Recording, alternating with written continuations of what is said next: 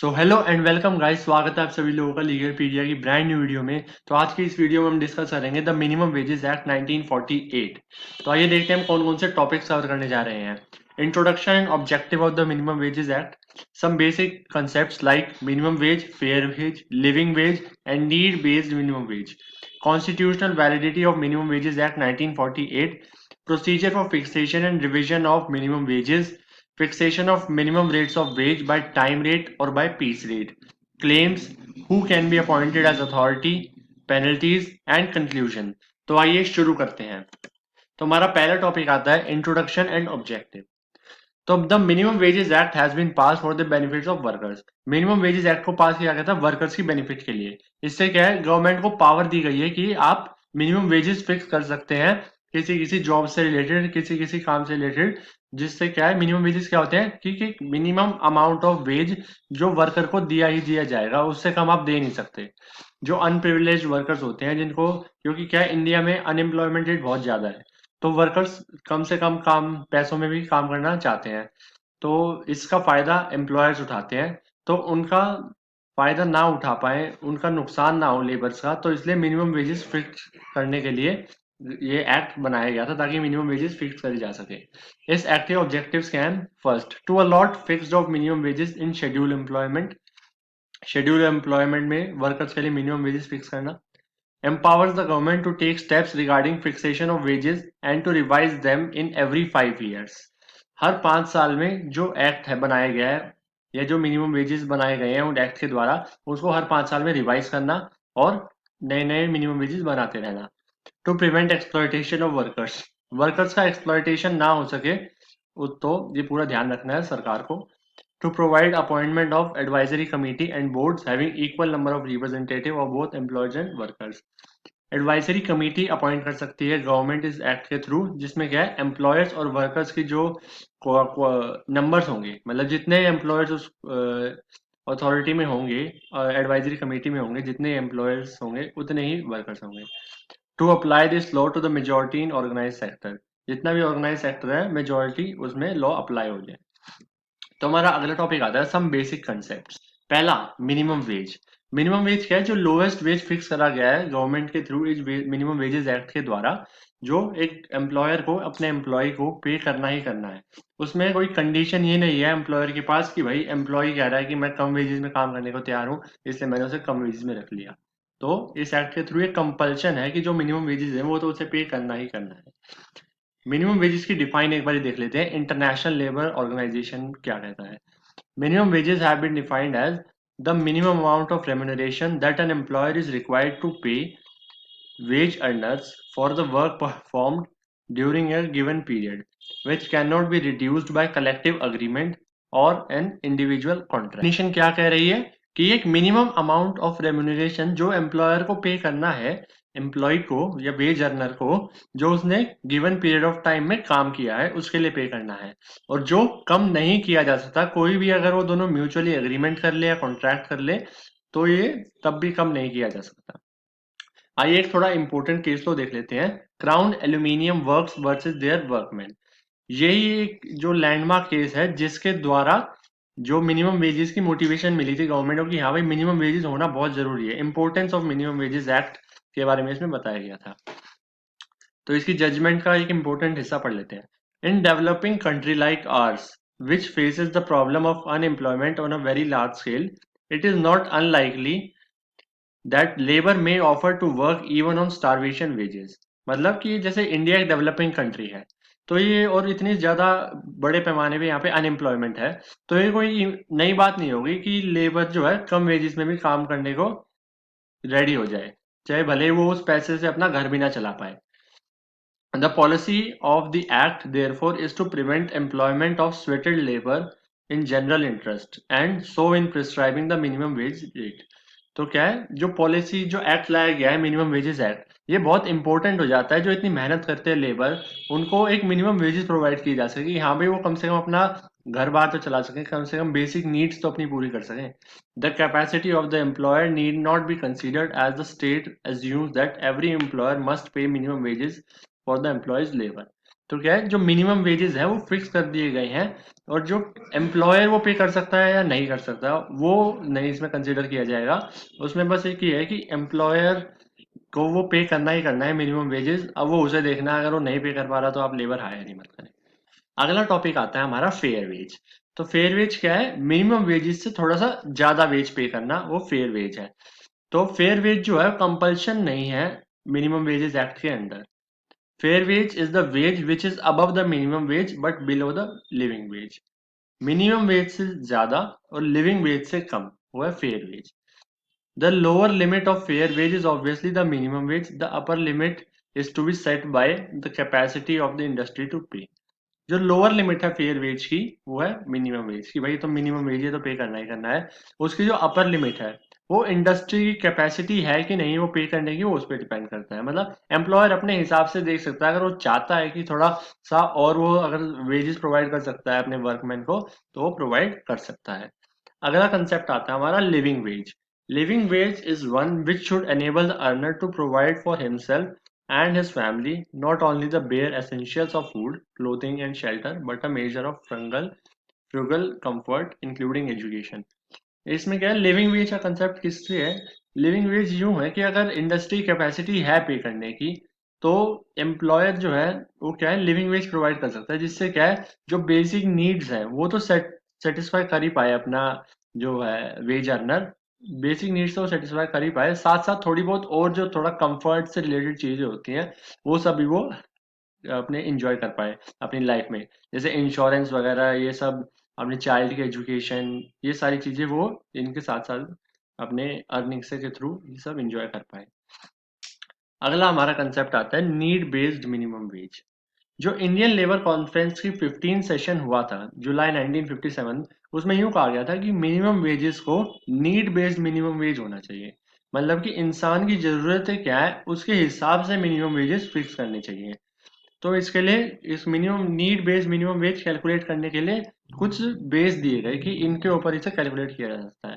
First, the standard working class family should be taken to consist of 3 consumption units of the earner.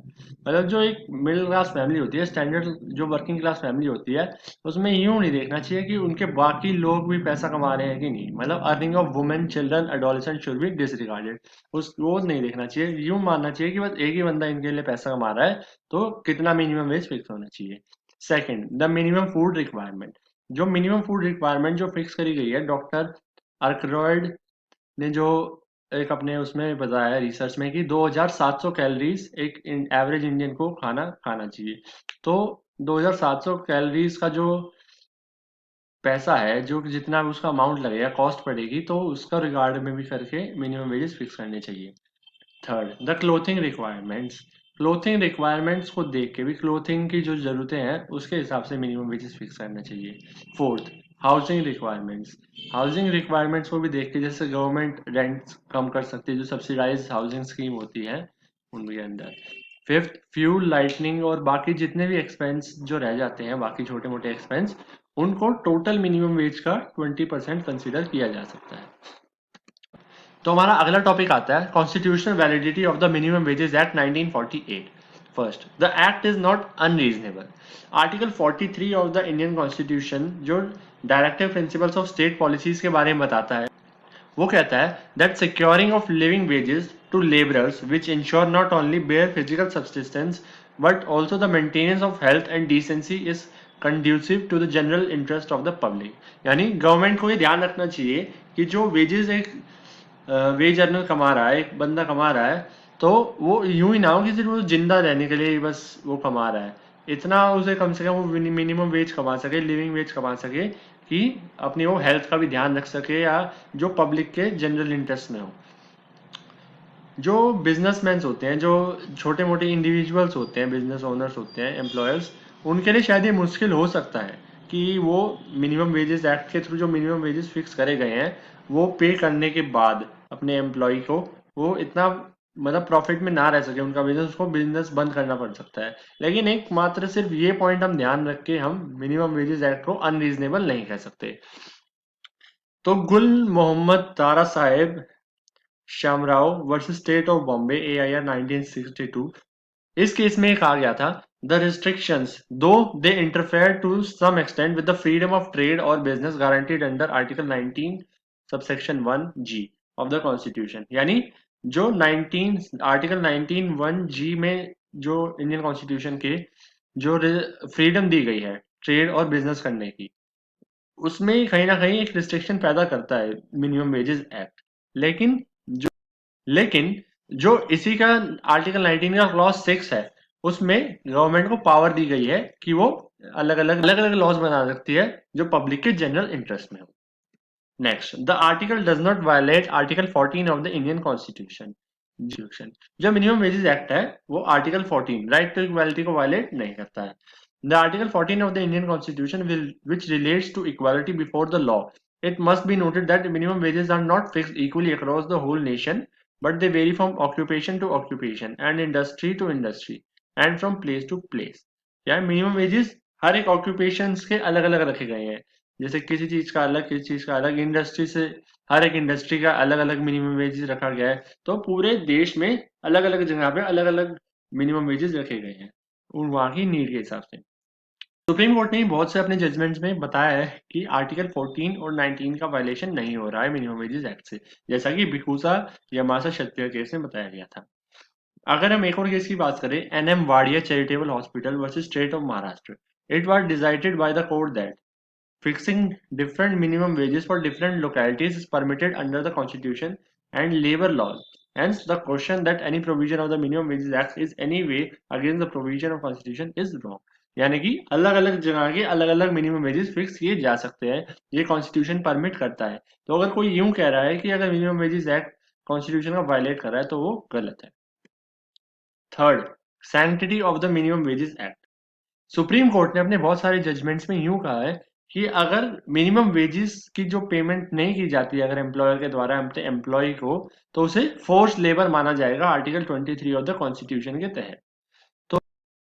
तो अगर इनका conclusion निकाला जाए तो आर्टिकल 14 और 19 का वायलेशन नहीं हो रहा है इस एक्ट से, तो ये कॉन्स्टिट्यूशनली वैलिड है ये एक्ट। अगला हमारा टॉपिक आता है procedure for fixation and revision of minimum wages.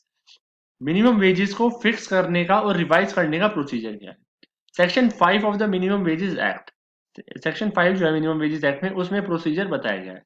When the minimum wage rate of scheduled employment is fixed or revised for the very first time under this act, as many committees and subcommittees can be appointed as necessary। जब इस act के तहत पहली बार minimum wages fix किया जाएगा या revise किया जाएगा तो अलग अलग कमिटीज या सब कमिटीज अपॉइंट की जा सकती हैं जितनी जरूरत हो।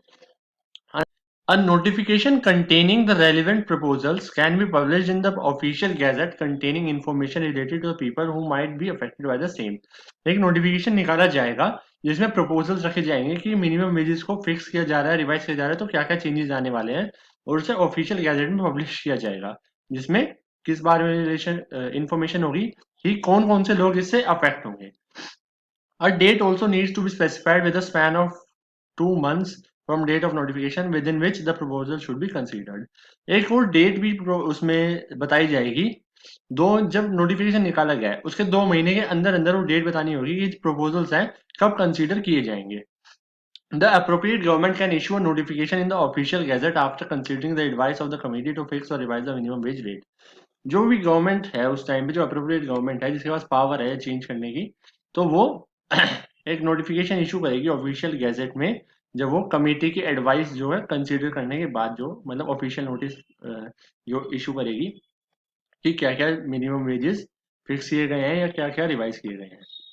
Section 5 of the act gives the procedure for fixing and revising the minimum veg. Section 5 जो है मिनिमम वेजेस एक्ट का, वो पावर देता है या प्रोसीजर बताता है कि कैसे फिक्स किया जा सकता है, कैसे रिवाइज किया जा सकता है मिनिमम वेजेस को। अगला हमारा टॉपिक आता है fixation of minimum rates of ways by time rate और बाय पीस रेट। सेक्शन 3 जो है मिनिमम वेजेस एक्ट का, वो पावर देता है सेंट्रल गवर्नमेंट को या अप्रोप्रिएट अथॉरिटी को कि वो मिनिमम वेजेस फिक्स कर सकती है। अब मिनिमम वेजेस दो तरीके से फिक्स किए जा सकते हैं, बाय पीस रेट और by time rate. By time rate का मतलब है कि कितने जितना घंटे आप काम करेंगे या जितने दिन आप काम करेंगे, जितने हफ्ते काम करेंगे, महीने काम करेंगे, उस हिसाब से आपको पैसा दिया जाएगा। और बाय पीस रेट मतलब जितना क्वांटिटी में आप काम करेंगे। फॉर एग्जांपल एक मैन्युफैक्चरिंग कंपनी है, अगर तो जितने प्रोडक्ट्स आपने एक दिन में मैन्युफैक्चर करे तो उस हिसाब से आपको वेजेस दिए जाएंगे, या फिर अगर जितने कितने घंटे आपने काम किया उस हिसाब से दिए जाएंगे। तो टाइम रेट मतलब कितने आपने आवर्स या डे या मंथ काम किया, और पीस रेट मतलब आपने कितनी क्वांटिटी में प्रोड्यूस किया, कितने क्या प्रोडक्शन करा आपने, बेसिकली कितना काम किया उसके हिसाब से। तो हमारा अगला टॉपिक आता है claims. Section 20 subsection 1 empowers the appropriate government to appoint by notification in the official gazette an authority to hear and decide for any specified area for the following claims। अब जो भी अप्रोप्रिएट गवर्नमेंट है, section 20 subsection 1 of minimum wages act ये empower करता है appropriate government को कि वो एक अथॉरिटी को अपॉइंट कर सकती है जो क्लेम्स से रिगार्डिंग मैटर्स को सुनेगा। अब क्लेम्स क्या क्या हो सकते हैं? कोई भी claims arising out of payment of less than minimum rates of wages. अगर मिनिमम वेज जो फिक्स करे गए हैं उससे कम अगर कोई पेमेंट करता है तो उसके रिगार्डिंग जो भी क्लेम बनते हैं वो हो सकते हैं। Second, claim in respect of payment of remuneration for days of rest. जैसे छुट्टी के दिन भी दिए जाते हैं, जैसे ज्यादातर जगहों पर संडे की छुट्टी होती है, तो इसका मतलब ये नहीं है आप संडे के पैसे काट सकते हैं छुट्टी के जो, तो उसके रिगार्डिंग अगर कोई आपसे जानबूझ के पैसे काट लेता है, जबरदस्ती करता है आपसे कि भाई छुट्टी का पैसा कटेगा जो एक रेस्ट डे होता है, तो उसके रिगार्डिंग जो भी क्लेम्स होते हैं वो सुने जा सकते हैं। Any claims of wages under over time rate under section 14 और एम्प्लॉयज और पेड इन दैट एरिया। जो भी ओवर टाइम आपने अगर किसी जगह काम किया है तो उसके अगर कोई आपको मिनिमम वेजेस प्रोवाइड नहीं कर रहा है तो उसके रिगार्डिंग क्लेम्स भी सुने जा सकते हैं। A labor commissioner or any other appointed authority is authorized to hear claims regarding non-payment of minimum wages। कोई भी लेबर कमिश्नर या कोई अपॉइंटेड अथॉरिटी ऑथराइज है ये क्लेम्स के रिगार्डिंग मैटर सुनने में। Any agreed person may apply to the authority for setting his claims within 6 months। कोई भी जो अग्रीड पर्सन है जो क्लेम के लिए अप्लाई करना चाहता है वो 6 मंथ्स के अंदर अंदर अप्लाई कर सकता है। जिस भी डेट के बारे में वो बात कर रहा है कि इस दिन उसके साथ ये चीज हुई थी, उसके 6 महीने के अंदर अंदर वो अप्लाई कर सकता है। अगला हमारा टॉपिक आता है who can be appointed as authority. किसको अपॉइंटेड किया जा सकता है as authority? First, any commissioner for workmen's compensation. कोई भी कमिश्नर जो वर्कमैन्स कंपनसेशन के लिए काम करता हो। Any officer of central government exercising as a labour commissioner for any reason. कोई भी सेंट्रल गवर्नमेंट का ऑफिसर हो जो एज अ लेबर कमिश्नर काम कर रहा हो किसी रीजन के लिए। Any officer of the state government not below the rank of a labour commissioner. या कोई भी स्टेट गवर्नमेंट का एक ऑफिसर हो जो लेबर कमिश्नर की रैंक से नीचे का ना हो। या any other officer with experience as a जज ऑफ अ सिविल कोर्ट। या कोई भी एक ऐसा ऑफिसर जिसे सिविल कोर्ट के जज के जिसने सिविल कोर्ट का जज रहा हो। तो हमारा अगला टॉपिक आता है penalties. Section 22 of minimum wages act में पेनल्टीज़ एंड फाइन्स के बारे में बताया गया है। इसमें एक आ गया यह सेक्शन किसी भी एम्प्लॉयड पर्सन के ऊपर लागू नहीं होगा। यह एम्प्लॉयड पर्सन के ऊपर लागू तभी होगा जब फाइन और पेनल्टी का जिम्मेवार वो हो और वो 3% हो उसके वेजेस से ज़्यादा नहीं हो सकता। हमारा अगला टॉपिक आता है कंक्लूजन। जैसा कि आप सभी जानते हैं इंडिया में बहुत ज़्यादा पॉपुलेशन है और वर्ल्ड की सेकंड लार्जेस्ट पॉपुलेटेड कंट्री है इंडिया। तो यूं ही लेबर्स भी इंडिया में बहुत ज़्यादा है। तो India has numerous labour laws for prohibiting discrimination and child labour. India में बहुत सारे ऐसे लेबर लॉज हैं जो डिस्क्रिमिनेशन और चाइल्ड लेबर को प्रोहिबिट करते हैं। और उनका मेन वर्क क्या है उन लेबर लॉज का कि अच्छा ह्यूमन कंडीशन मिले वर्क करने के लिए, सोशल सिक्योरिटी मिले वर्कर्स को, मिनिमम वेजेस प्रोवाइड किए जाएँ, right to organise form trade unions. ये सारे जो मेन राइट्स दिए गए हैं लेबर लॉज से इंडिया में। लेकिन इसमें क्या है, इसका मतलब मेन मोटिव यूँ होता है कि जो डिसएडवांटेज पीपल हैं, जो पुअर लोग हैं, उनकी सहायता की जा सके मिनिमम वेजेस ला के, ताकि वो अपना घर बार चला सके। तो इसलिए बहुत ज़्यादा ज़रूरी हो जाता है कि जितने भी लेबर लॉज हैं वो सिर्फ पेपर पे ही ना रह जाएँ, उन्हें एग्जीक्यूट करना ही बहुत ज़रूरी हो ताकि लेबर का एक्सप्लॉयटेशन बचाया जा सके। और हाँ, ये गवर्नमेंट की जिम्मेवारी भी बनती है आर्टिकल 21 के अंदर कि वो ये सारे लेबर लॉज एग्जीक्यूट करें, वरना वो आर्टिकल 21 का वायलेशन होगा। और हाँ, इंडिया में जो जितने भी लेबर लॉज हैं वो इतने ज़्यादा फ्लेक्सिबल नहीं है। ऐसा माना जाता है कि इंडिया में लेबर लॉज बहुत ज़्यादा रिजिड हैं। तो ये बहुत ज़्यादा ज़रूरी है कि इंडिया में लेबर लॉज फ्लेक्सिबल बनाए जाएँ ताकि लेबर का और ज़्यादा भला हो सके। टाइम टू टाइम अमेंडमेंट होनी चाहिए ताकि लेबर की नीड के हिसाब से। तो ओवरऑल अगर कंक्लूजन देखा जाए तो हम इस नतीजे पे पहुँचते हैं कि मिनिमम वेजेस एक्ट बहुत ज़्यादा इंपॉर्टेंट हो जाता है इंडिया के लिए, ताकि उसकी लेबर को जो डिसएडवांटेज हो रहा है अनएम्प्लॉयमेंट की वजह से तो उसको सुधारा जा सके। तो इसी के साथ हम आज की वीडियो को यहीं पे एंड करना चाहेंगे। अगर ये वीडियो अच्छी लगी हो तो वीडियो को लाइक कर देना, चैनल पे हो तो चैनल को सब्सक्राइब कर देना, और हाँ, कमेंट में जाकर ज़रूर बताना मैं किस और लीगल टॉपिक्स पे वीडियो बना सकता हूँ। बहुत बहुत शुक्रिया।